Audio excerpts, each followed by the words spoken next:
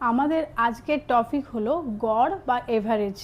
এই কম্পিটিটিভ এক্সামে দেখবে গড় বা এভারেজের উপর অনেক রকমের প্রবলেম আসে। তো গড় তোমরা ক্লাস 4-5 থেকেই শিখেছো, ক্লাস 6এও তোমাদের গড় নির্ণয় বা এভারেজ নির্ণয় ছিল। সেই বেসিক আগে টাইপটা তোমাদের সঙ্গে একটু আলোচনা করব কিভাবে গড় নির্ণয় করা হয়, তারপরে আমরা ওয়ার্ড প্রবলেমে যাব। তো প্রথমেই বলি গড় বা এভারেজ।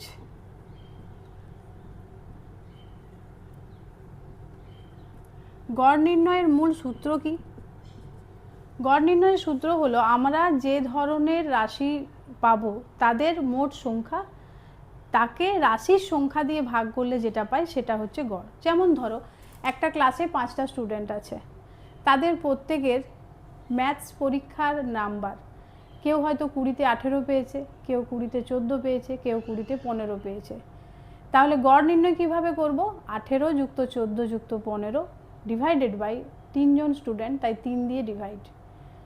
যে মানটা পাবো সেটা হচ্ছে ওদের গড় মান। তাহলে গড় মান নির্ণয় করতে গেলে কি করতে হবে? রাশিগুলোর যে মান তাকে যোগ করতে হবে এবং যোগফলটাকে রাশির সংখ্যা দিয়ে ভাগ করতে হবে। তাহলে গড় সমান কি? যে রাশিগুলি দেওয়া আছে চলরাশি, রাশিগুলির মানের যোগফল ডিভাইডেড বাই রাশির সংখ্যা।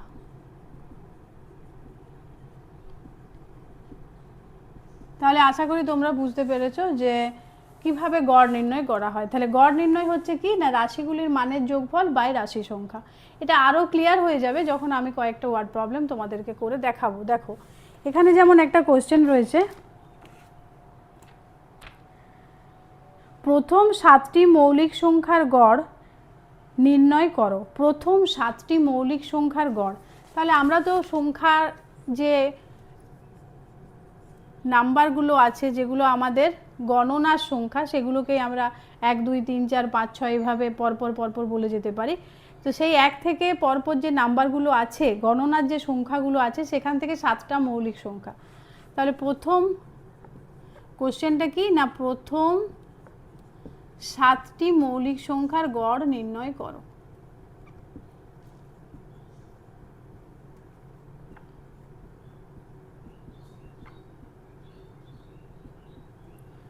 কি কি আছে না, 2 দিয়ে শুরু হচ্ছে মৌলিক সংখ্যা, 3 5 7 11 13, 1 2 3 4 5 6 17, 7টি সংখ্যা তাই 7 দিয়ে ডিভিশন। কত আসছে? 2 আর 3 5 আর 5 10, 17 একে 18 আর 10 28, 28 আর 3 31 আর 10 41, 41 আর 7 48 আর 10 58, 58/7। 58/7 তার মানে বুঝতেই পারছো পূর্ণ সংখ্যা আসবে না, ডেসিমেলে অ্যান্সার আসবে। 7 8 56, 2 দশমিক দিলাম, 0 পেলাম 20, 7 2 14, 6 মানে 60, 7 8 56, 40, 7 5 35 ডট ডট। তার মানে আমরা লিখতে পারি 8.29 প্রায় অ্যাপ্রক্স। ঠিক আছে, তাহলে প্রথম 7টি মৌলিক সংখ্যার গড় আমরা নির্ণয় করতে পারলাম। দুটি সংখ্যার অনুপাত 2:3, এদের গড় 15, সংখ্যা দুটি কী কী? তাহলে আমরা কিভাবে করব? এটা অনুপাত দেওয়া আছে, মান কিন্তু নয়। তার মানে অনুপাত বার করার সময় আমাদেরকে কি হয়, দুটোর মধ্যে কোনো সাধারণ সংখ্যা এদের মধ্যে আছে যেটা নিশ্চয়ই ছিল, অনুপাত বার করার সময় সেটা আমাদের ক্যালকুলেশন করে কাটাকাটি হয়ে গেছে, তারপরে আমরা এই মৌলিক সংখ্যার অনুপাত 2:3টা পেয়ে গেছি। তার মানে সেই সংখ্যাটাকে যদি আমরা x ধরে নিই, তাহলে একটা ধরো 2x আর একটা হচ্ছে 3x, তাহলে এদের গড় কত? 2x প্লাস 3x/2, এদের গড় হচ্ছে 15। তাহলে 5x সমান 15 গণিত 2 মানে 30, x সমান 6। তাহলে সংখ্যা দুটি কি কি হতে পারে? একটা হচ্ছে 2 গণিত 6 মানে 12, আরেকটা কি হতে পারে 3 গণিত 6 মানে 18। বুঝতে পেরেছো? সংখ্যা দুটির অনুপাত 2:3, একটি 2x একটি 3x, 2x প্লাস 3x/2 হচ্ছে ওদের গড়। কারণ দুটো সংখ্যা তাই যোগ করলাম, 2 দিয়ে ভাগ হলো, তার মান 15। এবারে x এর মান এসছে 6, তাহলে একটি সংখ্যা 12 আর একটি সংখ্যা হচ্ছে 18। দেখো এই যে অঙ্কটা মাথার উপরে দেখো পৌনঃপৌনিক দেওয়া আছে, এটা ক্লাস 6-এ তোমরা করেছো পৌনঃপৌনিকের অঙ্ক, হয়তো ভুলে গেছো। তো পৌনঃপৌনিক কখন দেওয়া হয়? যখন দশমিকের কোনো সংখ্যার মান বার করার সময় আমরা হয়তো ভাগ করছি কোনো একটা ভগ্নাংশকে, তখন একই সংখ্যা যখন বারবার আসে, পুনরাবৃত্তি হয়, তখন আমরা মাথায় পৌনঃপৌনিক ইউজ করি। তার মানে এই 0.6 পৌনঃপৌনিক মানে দশমিকের পরে অসংখ্য 6 আছে। 1.9 পৌনঃপৌনিক মানে 1 দশমিকের পরে 9 অসংখ্য আছে। তাই পরপর একই নাম্বার না লিখে পৌনঃপৌনিকের ব্যবহার করা হয়, এটাকে বলা হয় আবৃত্ত দশমিক সংখ্যা। তো আবৃত্ত দশমিক সংখ্যা যখন আমরা গড় নির্ণয় করব তখন আমরা কি করব, এই আবৃত্ত দশমিক সংখ্যাটাকে আগে আমরা ভগ্নাংশে নিয়ে আসবো, অর্থাৎ লব বাই হরের আকারে নিয়ে আসবো। কিভাবে? দশমিকের পরে দেখো একটা পৌনঃপৌনিক, তার জন্য এর মান 3/9। 0.6 পৌনঃপৌনিক, মাথায় পৌনঃপৌনিক আছে, একটার মাথায় আছে তাই একটা নয়, যদি দুটোর মাথায় থাকতো দুটো 9 লিখতাম। এবারে আছে 1.9 পৌনঃপৌনিক, এটাকে আমরা এইভাবেও লিখতে পারি 1.9, এটাকে লিখলাম আমি 19। এর মাথায় পৌনঃপৌনিক আছে, এর মাথায় নেই তাই ওটা বিয়োগ হয়ে যাবে। এর মাথায় পৌনঃপৌনিক আছে বলে একটা নয়, আর এ দশমিকের আগে আছে তাই এর জন্য কোনো এখানে কিছু আসবে না। অন্য ক্ষেত্রে যদি দশমিকের পরে একটা থাকতো তাহলে এখানে আমি একটা শূন্য দিতে পারতাম, যেহেতু ওর মাথায় পৌনঃপৌনিক নেই, কিন্তু এক্ষেত্রে কিছু দেওয়ার প্রয়োজন হবে না। তাহলে নাম্বারটা কত হচ্ছে 19+1 মানে 18/9, যার ভ্যালু হচ্ছে কত না 2। এরপরে আমাদের এদের গড় নির্ণয় করতে বলেছে। কিভাবে করব? 3-এর 9 যুক্ত 6-এর 9 যুক্ত 2, 2 মানে কত না 18-র 9, তাহলে যোগ করলে কত পেলাম 27-এর 9 মানে 3। তাহলে গড় মান কত হচ্ছে, তিনটে সংখ্যা যোগফলও 3 কেটে যাচ্ছে 1, গড় মান হলো 1। বুঝতে পেরেছো? এই ধরনের প্রবলেমও যদি আসে তাহলে তোমাদেরকে তাহলে বুঝতেই পারছো যে এই পরীক্ষাগুলো দিতে হলে তোমাদেরকে একদম ক্লাস 5-6 থেকে যা শিখছো মাধ্যমিক লেভেল পর্যন্ত সব কিছু একবার নতুন করে আবার করে নিতে হবে। তখনই বলা হবে যে ক্রমিক বিজোড় সংখ্যা, এখানে যেমন দেওয়া রয়েছে দুটি ক্রমিক বিজোড় সংখ্যার গড় 22 হলে সংখ্যা দুটি কী কী। তো এই ধরনের অঙ্কর ক্ষেত্রে ক্রমিক বিজোড় সংখ্যা অর্থাৎ পরপর দুটো বিজোড় সংখ্যা, যেমন ধরো 9, 9-এর পরের বিজোড় সংখ্যা 11, এরা ক্রমিক বিজোড় সংখ্যা। আবার হয়তো 11 তারপরে আছে 13, এরাও ক্রমিক বিজোড় সংখ্যা। তো সেক্ষেত্রে ক্রমিক বিজোড় সংখ্যা লেখার নিয়ম, একটি বিজোড় সংখ্যা যদি 2x + 1 হয় তাহলে আরেকটি কি হবে 2x - 1 হবে, অর্থাৎ ছোটোটা হচ্ছে 2x - 1, বড়টা হচ্ছে 2x + 1। তো এদের গড় বলা আছে 22, তার মানে এদের যোগফল কত 4x - 1 + 1 কেটে গেল। তো এবারে এদের গড় বের করছি, 4x/2 সমান হচ্ছে 22, 2x সমান 22, x সমান 22/2 মানে 11। তাহলে একটি সংখ্যা কত হচ্ছে 2x - 1, ছোটোটাকে আগে লিখছি, 11×2 = 22 বিযুক্ত 1 মানে 21, আরেকটা 11×2 = 22 যুক্ত 1 মানে হচ্ছে 23।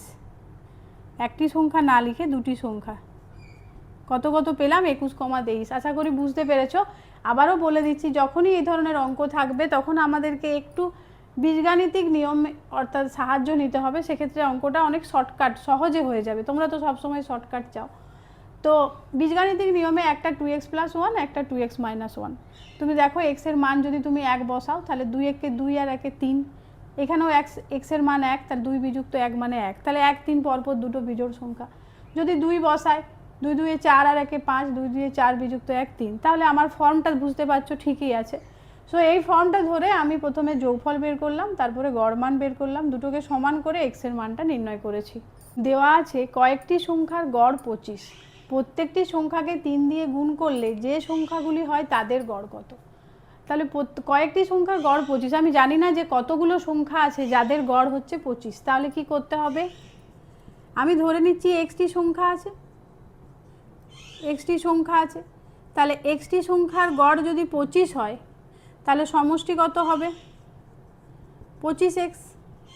এবারে প্রত্যেকটি সংখ্যাকে 3 দিয়ে গুণ করছি, প্রত্যেকটি সংখ্যা যদি 3 দিয়ে গুণ করি তাহলে গড়টাও নিশ্চয়ই 3 গুণ বাড়বে, তাহলে গড় কত হবে, গড় হবে 25x × 3, সরি গড় নয় সমষ্টি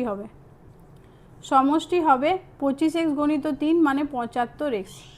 তাহলে সমষ্টি 75x আর মোট সংখ্যা তো এক্সেই আছে, এর তো কোনো চেঞ্জ হয়নি, তাহলে গড় মান কত হচ্ছে 75x/x, তার মানে গড় মান হয়ে যাচ্ছে 75। তাহলে সংখ্যার গড় 25 ছিল, প্রতিটি সংখ্যা 3 দিয়ে গুণ করলে এর মান হয়ে গেল কত? 75। অর্থাৎ এই ধরনের অঙ্ক যদি আসে যে কোনো সংখ্যার গড় দেওয়া আছে এবং সংখ্যাগুলিকে কোনো একটা সংখ্যা দিয়ে গুণ করা হচ্ছে, একই রকম সংখ্যা দিয়ে যদি গুণ হয় তাহলে গড় মান বের করার নিয়ম হচ্ছে আগের যে গড় নাম্বার ছিল আর যত গুণ করে প্রতি সংখ্যা বাড়ছে তাদের গুণফল। এটা মনে রাখতে পারো, আর নইলে এইভাবেও বের করে নিতে পারো। কোনো ছাত্র 24-এর স্থলে ভুল করে 42 লিখেছে, এর ফলে 6টি সংখ্যার গড় হয়েছে 30, প্রকৃত গড় কত? তাহলে ছাত্র 24-এর জায়গায় ভুল করে কি লিখেছে? 42, যার ফলে 6টি সংখ্যার গড় হয়েছে 30। তাহলে মোট কত? সমষ্টি কত আগে বের করি। সমষ্টি হয়েছে 30 গুণিত 6 মানে 180। এরপরে ও 24-এর জায়গায় ভুল করে 42 লিখেছে, তাহলে কত বেশি লিখেছে? 42 বিযুক্ত 24, 18 বেশি লিখে ফেলেছে। তাহলে প্রকৃত সমষ্টি কত হতো? 180 বিযুক্ত 18 মানে 162। তাহলে প্রকৃত গড় কত হবে? অতএব প্রকৃত গড় হবে 162 বিযুক্ত 6, 27। তাহলে আবারও বলছি, সমষ্টি হয়েছে 30 গুণিত 6 মানে 180, কিন্তু 24-এর জায়গায় ভুল করে 42 লেখা হয়েছে। তাহলে 42 লিখেছে মানে সে বেশি লিখেছে। কত বেশি লিখেছে? 42 থেকে 24 বিয়োগ করলাম, 18 বেশি লিখেছে। তাহলে 180 বিযুক্ত 18 মানে 162। অতএব প্রকৃত গড় 162 ভাজিত 6 মানে 27। গড় নির্ণয়ের এই 6 ধরনের 6টা প্রবলেম আমি করালাম। এছাড়া আরও অনেক প্রবলেম আছে, আমি অবশ্যই পরের ভিডিওতে দেব। তো কেমন লাগছে তোমাদের ক্লাস তোমরা অবশ্যই কমেন্ট বক্সে জানাও। আর তোমাদের কি আলোচনা প্রয়োজন বা ইচ্ছে হচ্ছে যে এই ধরনের আলোচনা হলে বেটার হয় সেটাও জানাবে। আমি পঞ্চায়েত যে এক্সামটা হচ্ছে সেই এক্সামের রিলেটেড যা যা ধরনের ম্যাথস আসে সেই সবই আমি একের পর এক করাবো। আর যারা চাইছো রেগুলার প্র্যাকটিস করতে তারা অবশ্যই আমার সঙ্গে হোয়াটসঅ্যাপে যোগাযোগ করো। আমাদের অনলাইন ক্লাস আমরা স্টার্ট করে নিয়েছি 8617658981 এই নম্বরে। তাহলে আজকের মতো ক্লাসটা এখানে শেষ করছি। সকলেই ভালো থেকো, টাটা।